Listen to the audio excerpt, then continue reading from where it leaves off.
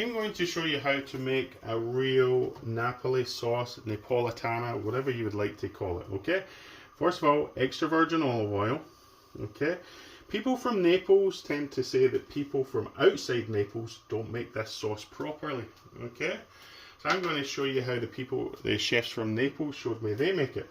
You've got the olive oil there. We don't want it too hot, right? We're going to add garlic. You can add, usually you don't add too much garlic to it, right? They put far too much garlic in it, right? That's something a lot of chefs from Naples will tell you. They add too much olive oil, too much garlic, and too much everything. So we're cooking that down. We've just got a wee bit of colour. Add the tomatoes. You see how easy this is, right? Look at this, right? Why do people need to overcomplicate things? Okay. And then, okay, we just softened that garlic in there. It didn't take long to infuse the oil. And then basically, we just stir that in. And then, we just leave it. To save you having to watch me stir the sauce, I done a little quick edit there, right? So, as I said, you've got your extra virgin olive oil, a little bit of garlic. Most times I will add less garlic than that. It's down to the required taste. But in Naples, they tend to use very little garlic. I've just kind of brought this to a heat here, and the same with the basil as well. They don't put as much basil in it as most people do, because at the end of the day, the star of the show is the San Marzano tomatoes, right? So you just tear it, don't chop it, right? Just tear it, right? Throw that in there. Okay, let's maybe turn the heat down just a little bit, because, okay. See that? Maybe I'll add another two, right? Because they are very small leaves, okay? So when you get Italians adding things like onions and stuff like that, it's wrong. People from Naples don't add onions to it, okay? So every video you see on YouTube of them adding onions, and some people saying don't add sugar. Well, I've been shown off of multiple chefs from Naples that they do add a touch of sugar from it. And as I said, people who are not from Naples will maybe tell you don't add sugar. And it goes back to what the Naples chefs were telling me. It's like people from outside Naples don't make it properly, right? So, as you can see, the basil is infusing that, okay? And what we basically want to do is we want to cook it nice and slow. We want to get rid of some of the water from the tomato. Remember, tomatoes has got some of the best gelatin in the world, right? It'll help make it nice and thick, okay? So, as you can see here, I could season it now if I want to, but obviously you don't want to do that, because what happens is if you add salt and pepper and a touch of sugar, then what happens is over time it's going to start reducing, and then it intensifies that salt flavour. You don't want that. You want to just do it at the end. So I'm going to come back and show you it closer to the time, okay? And if you want to change this sauce into an arrabbiata sauce, right? At the very start, when you've got your olive oil in the pan, add chili to that, and then you can take the chili back out. You just want it to spice that oil up. Some people leave it in. Arrabbiata means angry, so you've got to imagine if you did want to make this into an arrabbiata, arrabbiata means angry, so it's supposed to be so hot it makes the person's face look like they're angry. Okay, so that's two sauces from the one. People often look at Italian food and they think, yeah, it's easy, it's very little ingredients. That's where people become complacent and screw even the easiest things up, okay? Is it just a Napoli sauce, or is there an art? There's an art, okay?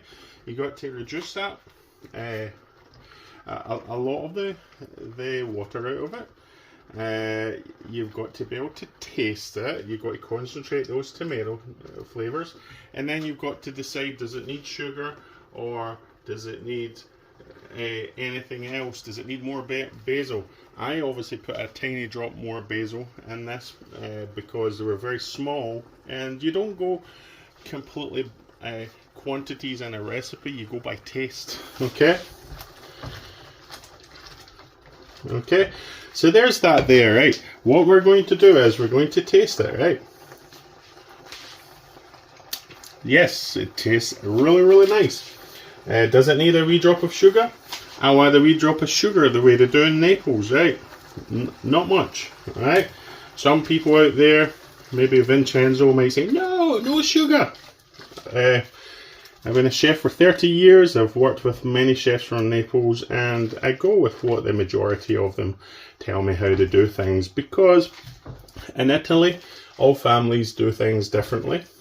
Food is regional, and as I said, it's the same in Scotland, it's the same in France. Every family has different ways of doing things. Now, I'm going to add some salt, okay? This is near the end, okay? And then to finish it off, cracked black pepper, optional, okay? I like cracked black pepper, so I'll add a wee drop more. Remember, there is no true right and wrong. As long as you get the ingredients right, some people want more garlic, some people less, but everyone in Naples I've worked with tend to say less garlic, less basil, less olive oil. And as I say, these are San Marzano tomatoes. They are nice tomatoes, but what I've noticed is they're starting to not come as whole in the cans anymore. I'm highly suspicious of them, right? So as I say, the reason we added a bit of sugar to this, right, is yes, San Marzano tomatoes are naturally sweet, but the sugar takes away the acidicness of any tomatoes, right? So it helps it, right? And that's why people from Naples actually do it. Now, if this was a French, if this was French, which is not, it's Italian, right? But I just want to say, if I was making a tomato sauce in France or French cooking, what a lot of French chefs tend to do is they make something called a gastrique, right? And a gastrique is sugar and vinegar reduced to like a syrup, and then you add that to it, and that takes away the acidicness of the tomatoes. But back to this, we're not talking about French cooking, we're talking about nice, simple, beautiful Italian cooking. If you wanted to, you could even add a touch of water to this, you know, and you could let it stew a lot longer. The video has been edited, you know, because you don't want to see me stirring tomatoes all day. But you really want to concentrate it, get a lot of that water out of it, you know, because if you toss pasta through a tomato sauce that's not being cooked to the point, most of the water is getting evaporated from it, then what happens is you end up with a very watery plate of sauce and pasta. It doesn't, and the thing is as well, if you were cooking pasta, take the pasta to the sauce, not the sauce to the pasta, right? So you would add your pasta to the tomato sauce and keep some of your starch water. That's like liquid gold. The Italian mafia would probably come after you for throwing that through a colander, because starch water, even with tomato sauces, starch water left over from the pasta, that is like that helps thicken everything as well. Tomatoes have got a natural gelatin, one of the best gelatins in the world, so it naturally will thicken up. But if you want to add some pasta water to it, feel free to do it. So as you can see, this is let's do the taste. So let's have a look at the sauce, right? Look, I'll take it up to the camera. Whoops. You see that? There you go. So we're just going to taste it, right? yes, I'm very happy with that. So, yeah, there's a Napoli sauce, or Napoletana, whatever you'd like to call it. If you want it thicker, you have it thicker. If you want to have it thinner, have it thinner.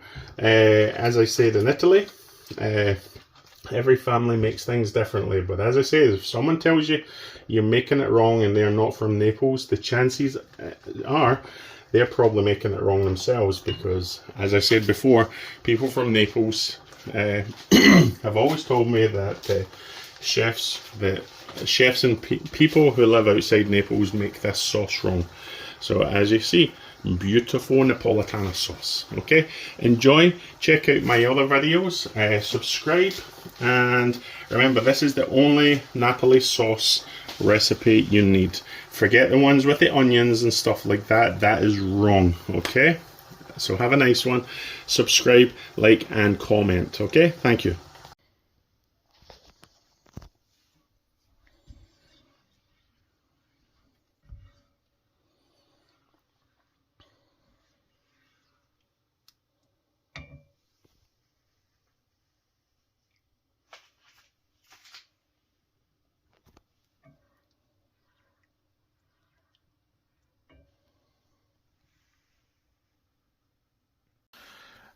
Just an ad here.